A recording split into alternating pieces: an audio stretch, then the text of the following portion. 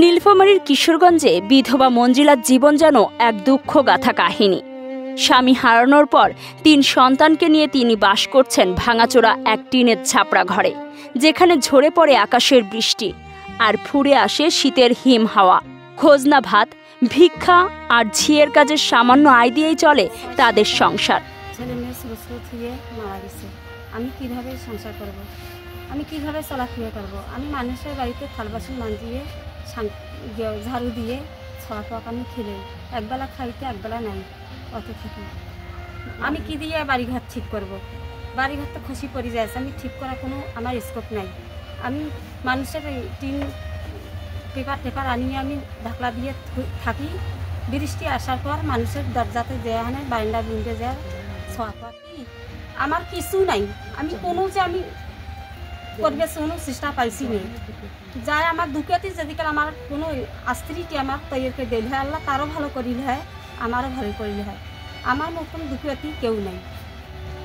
কখনো একবেলা খায়, কখনো না খেয়ে কাটে 2 বেলা। পরনের কাপড় অন্যের দান। ছেলে মেয়েদের লেখাপড়া বন্ধ হয়ে গেছে বহুদিন আগে। আমার বাবা 12 বছর আগে মারা গেছে। আমার মা অন্যদের বাড়িতে কাজ করে আমাদেরকে খেলেছে, একবেলা যদি খায় আর একবেলা নাই।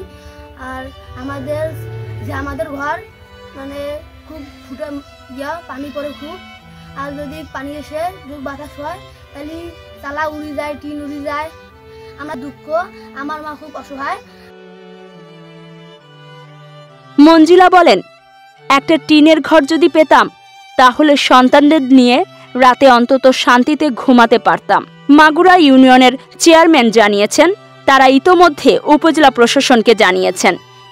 ইউএনও ও সমাজসেবা কর্মকর্তা বলেছেন, সরকারি বরাদ্দ এলে মঞ্জিলার পরিবারের ঘর নির্মাণে ব্যবস্থা নেওয়া হবে। মঞ্জিলার মতো এমন অসহায় মানুষের দিকে যদি সমাজের দয়ালু মানুষগুলো একটুখানি সহায়তার হাত বাড়িয়ে দেয়, তাহলেই হয়তো তারা বাঁচতে পারবে একটু মর্যাদার সাথে, একটু শান্তির নিঃশ্বাসে।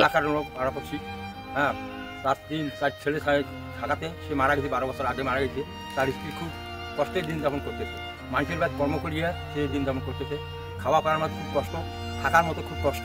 তার ঘর ভাঙি চড়ামার হয়ে গেছে, থাকার মতো কোনো স্কোপ নাই। সে কীভাবে দিন যাপন করে? তা মানুষের থেকে কুলকুলি খায়ারা যদি ওই ভাঙা ঘরে তো থাকে। এই জন্য দানবী দিকাল কোনো অনুষ্ঠানের মতো ঘরটা ঠিকঠাক করে দিত, ইনশাল্লাহ খুব ভালো হতো। নাতি বউ হয়, নাতি জামাই মারা গেছে, 12 বছর বয়স। এখন কর্ম করে খায়, মাঝে কাপড় টাপড় ধুয়ে খায়। সরকার মাছ করে পায়, ভাত ধুয়ে তো তুলে পাইছে না, বড় কষ্টই আছে।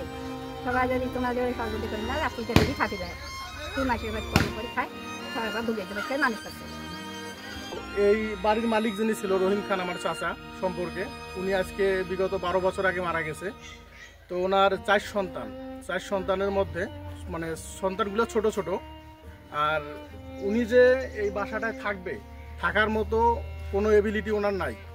মূলত বিষয় যেটা, উনি যে ঘরে থাকে আসলে ঘরটা যে মেরামত করবে, মেরামত করার মতো কোনো টাকা পয়সা ওনার হাতে নাই।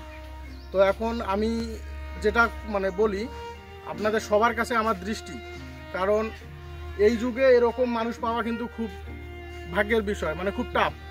তো আমি যেটা মনে করব যে আমরা সবাই যারা বিত্তবান আছে, সবাই যদি আমরা এনার পাশে দাঁড়াই, অন্তত আমি মনে করব যে রাতে থাকার মতো একটা ব্যবস্থা হবে।